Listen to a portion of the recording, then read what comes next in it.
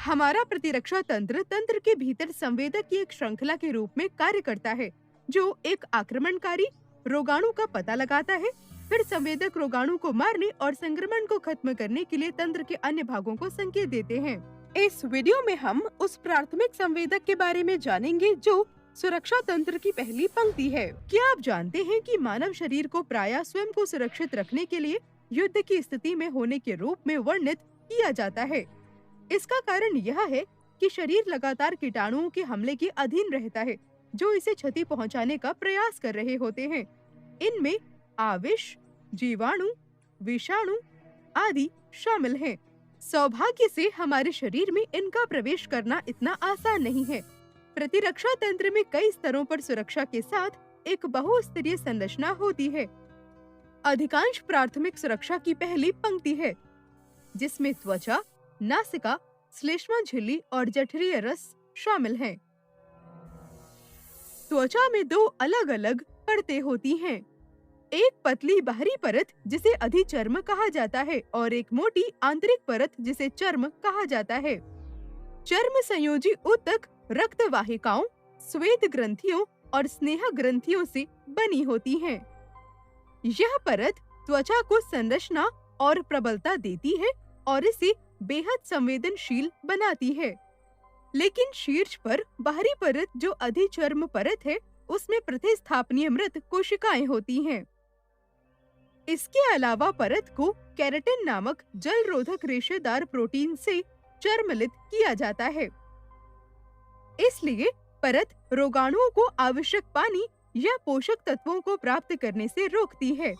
इस प्रकार अधिचर्मी परत अधिकांश रोगाणुओं के खिलाफ एक अच्छी शारीरिक अवरोध के रूप में कार्य करती है। लेकिन इस सुरक्षा के बावजूद प्रतिकूल आक्रमणकारी जिस हवा में हम सांस लेते हैं, उसके माध्यम से नाक के द्वारा शरीर में घुस जाते हैं। नासिका मार्ग श्लेष्मा झिल्ली के साथ रेखित होता है। ये परतें संक्रमण की चपेट में आ सकती हैं, क्योंकि ये महीन है और इन्हें केराटिन द्वारा चर्मलित नहीं किया जाता है। हालांकि ऐसी स्थिति नहीं है। श्लेष्मा झिल्ली की ये उपकला कोशिकाएं एक चिपचिपे पदार्थ की परत का उत्पादन और स्त्रावण करती हैं। इसे श्लेष्मा कहा जाता है। यह श्लेष्मा प्रवेश करने वाले रोगाणु को फंसा लेती हैं और इसे आगे बढ़ने से रोकती हैं। इसके अलावा श्लेष्मा झिल्ली की कोशिकाएं भी एंजाइम लाइसोजाइम को स्त्रावित करती हैं। यह एंजाइम रासायनिक रूप से कई रोगाणुओं को नुकसान पहुंचाने में सक्षम है।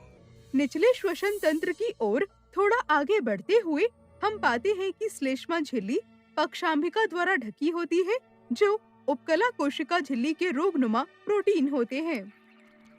पक्षांभिका की समकालिक तरंगनुमा गति श्लेष्मा में फंसे रोगाणुओं को श्वसन तंत्र से बाहर ढकेल देती है। लेकिन कभी-कभी श्लेष्मा में फंसे इन रोगाणुओं को निगल लिया जाता है। एक बार निगले गए कुछ रोगाणु पाचन तंत्र में प्रवेश कर जाते हैं और आमाशय में प्रवेश कर सकते हैं। लेकिन यहाँ वे हाइड्रोक्लोरिक अम्ल के कारण चरम अम्लता और कुछ प्रोटीन पाचक एंजाइमों जैसे पेप्सिन के संयोजन का सामना करते हैं। रोगाणु ऐसी अम्लीय स्थितियों में जीवित नहीं रह सकते हैं और अंततः नष्ट हो जाते हैं। आइए सारांश देखते हैं। प्रतिरक्षा तंत्र की सबसे प्राथमिक सुरक्षा तंत्र रक्षा की पहली पंक्ति है, जिसमें त्वचा, नासिका श्लेष्मा झिल्ली और जठर रस शामिल है। शीर्ष पर त्वचा की बाहरी परत एपिडर्मिस परत है, जो रोगाणुओं को आवश्यक पानी या पोषक तत्वों को प्राप्त करने से रोकती है और अधिकांश रोगाणुओं के खिलाफ एक अच्छी शारीरिक अवरोध के रूप में कार्य करती है। नासिका मार्ग को श्लेष्मा झिल्ली के साथ पंक्तिबद्ध किया जाता है, जो आने वाले रोगाणुओं को फंसाता है और इसे आगे बढ़ने से रोकता है। कभी-कभी श्लेष्मा में फंसे रोगाणुओं को निगल लिया जाता है। एक बार निगले गए कुछ रोगाणु पाचन तंत्र में प्रवेश कर अमाशय में पहुंच जाते हैं, जहां अम्लीय वातावरण होता है। रोगाणु ऐसी अम्लीय स्थितियों में जीवित नहीं रह सकते हैं और अंततः नष्ट हो जाते हैं।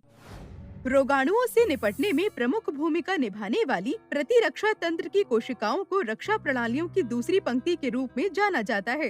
इन कोशिकाओं के बारे में अधिक जानने के लिए प्रतिरक्षा तंत्र का अध्ययन करते रहिए।